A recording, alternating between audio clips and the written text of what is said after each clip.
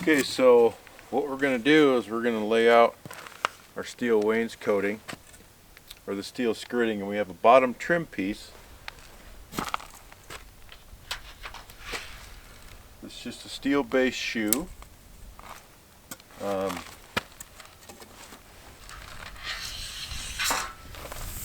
This is what it is. It's just a steel base shoe, and that's what the skirting sits on. And the layout line for the top of that is going to be 48 inches down from our reference line for when we laid out the girts. Now, I don't have to go around this timber frame and lay out a level line to set where that base shoe trim piece is going to go, because I already have my level line, which is my reference line on my timber frame. And I made sure when I set the timber frame that the tops of those posts were going to be right on the money with that water level. And I adjusted the bottoms of the posts on the concrete slab with water level as well. So these lines are level. So now all I have to do, which is pretty nice, is just reference off of this top line here, which is at 50 inches. So I just made myself a story stick, 48-inch story stick, because that's where the top of that back flange of that bottom piece is going to be.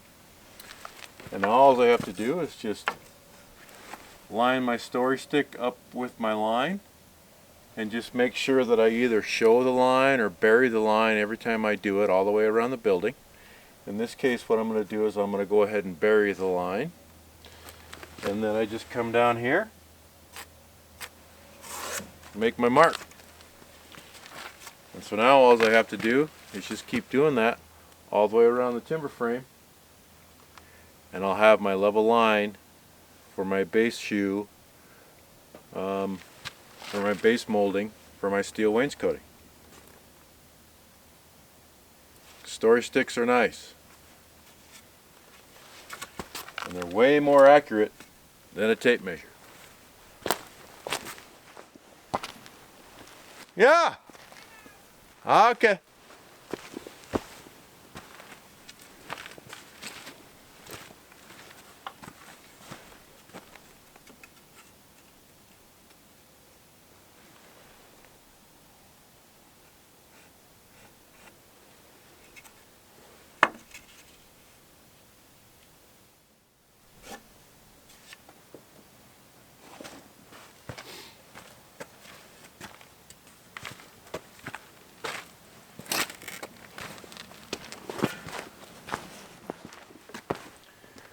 The only way you can cut this stuff is with a grinder, because the gauge is so heavy.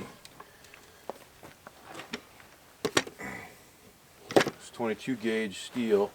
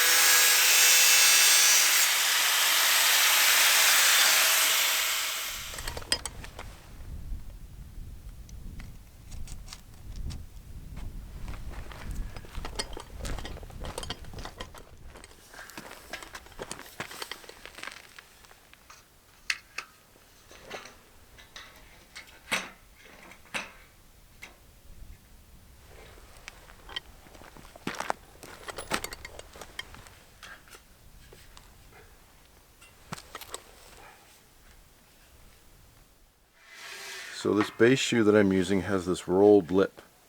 And so Bridger Steel, the company that provides this A606 siding, they roll this lip for strength. Well, I'm going to overlap. And because of the dimensions of my barn and the length of these pieces, I'm going to overlap it a few inches here just to make the end piece more substantial, because I have to scab in a piece on the end. But in any event, to get this to overlap correctly, I have to basically grind this little rolled lip off.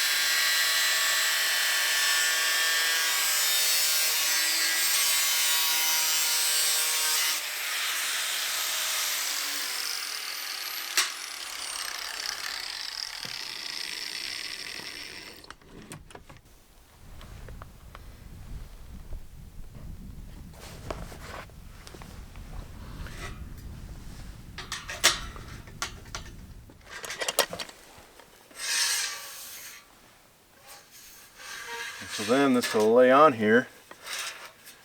I just bring it up to where my overlap is. Make sure that I'm going into the post.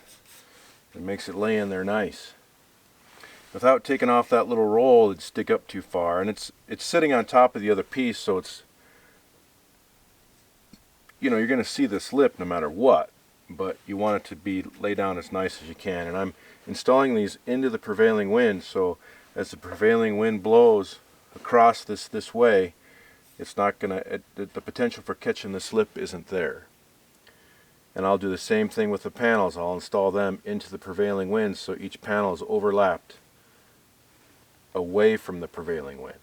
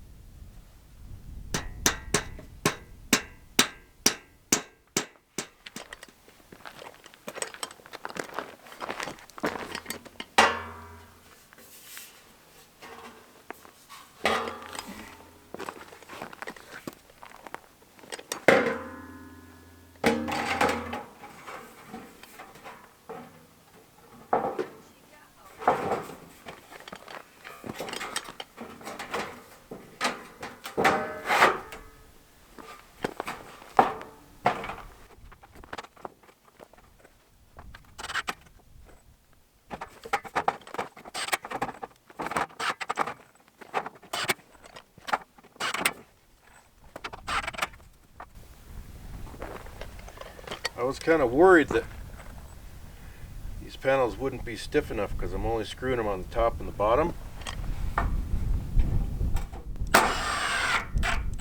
But these 7/8 corrugated panels are pretty stiff.